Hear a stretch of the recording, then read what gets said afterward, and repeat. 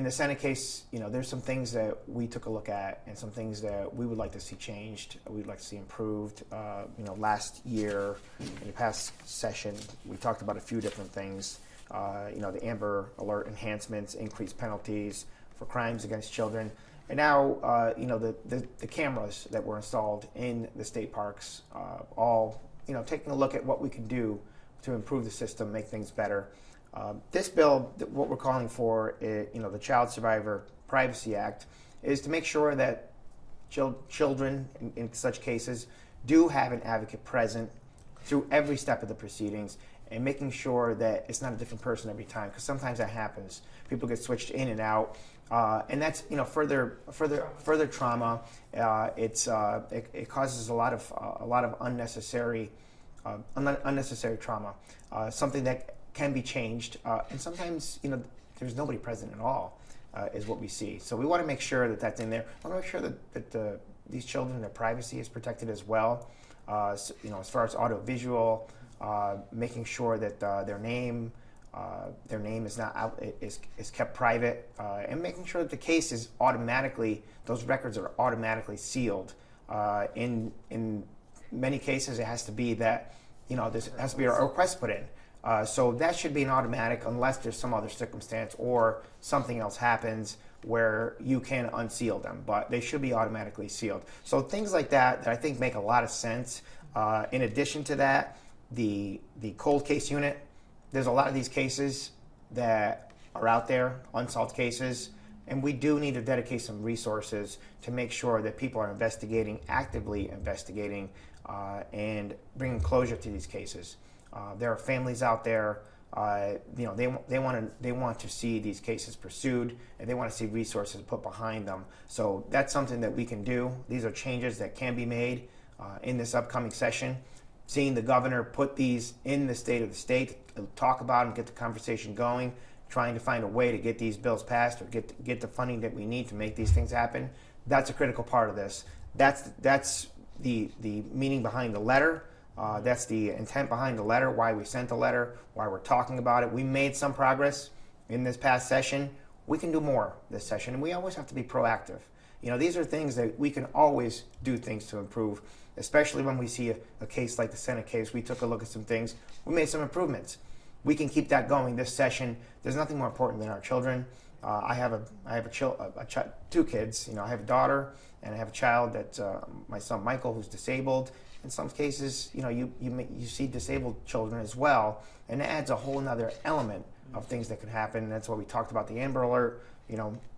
Making some changes to that to make sure that can be activated earlier. There's a procedure at least in place to make that request under special circumstances that the parents or someone else may know that the police may not necessarily know. Having that mechanism in place is important. These initiatives here, just as important. I think this will make things a lot better for the system itself, for the process. Less trauma, privacy protections, getting people out there to pursue these cold cases, getting the resources behind them.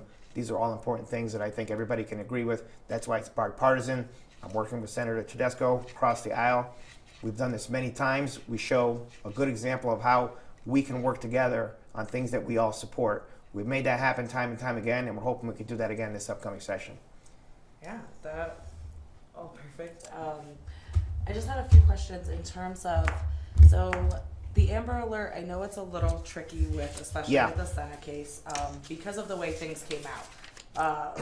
It was a great result for the Amber Alert. It worked. Yeah. She was found, best possible scenario there, but how would you suggest maybe navigating that when I know part of this push is keep the name and the photo private, but with an Amber Alert, how do you do that? Yeah, I mean, every case is going to be a little different. Mm-hmm. There's going to be different circumstances, but at least having the Amber Alert out there, names can be protected.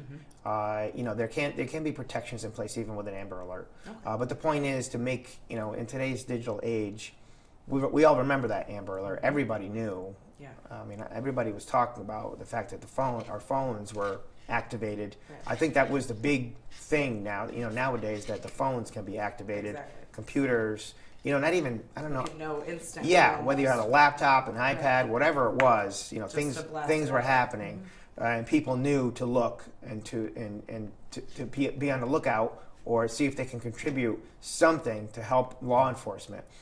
In special cases, my son doesn't talk, he doesn't communicate like other kids. Has a number of other issues because he's affected by autism. In some cases, the change, what we were talking about, the change to make to the Amber Alert is, should we have that waiting period, or in a case where we know the child is disabled, there may be a number of other issues, the elements in a cold, we all know the cold that's out there right now. In those cases, can it be activated early? There should at least be a mechanism in place to make that request and to activate it early and to give the reasons why. Right. And that's what the bill talks about. That being a little more detailed. Having that mechanism in place. It's not that it's going to happen every time that they're going to activate it early, but there may be something in that request to say it might be We a good should press the button, yeah. It might be a good idea. Yeah. I have one more question. If I can remember it, I apologize. That's okay.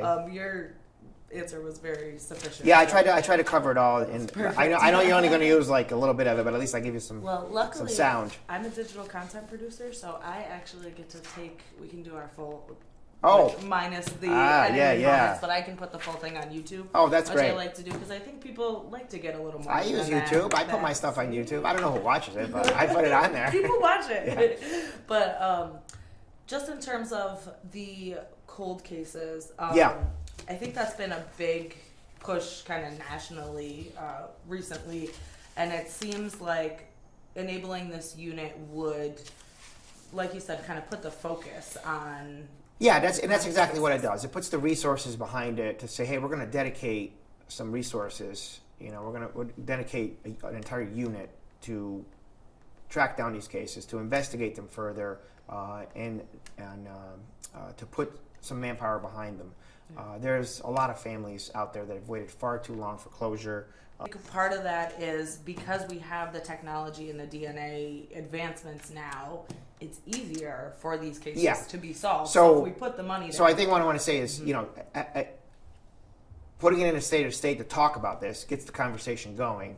Putting the resources and, like you said, the focus behind this now.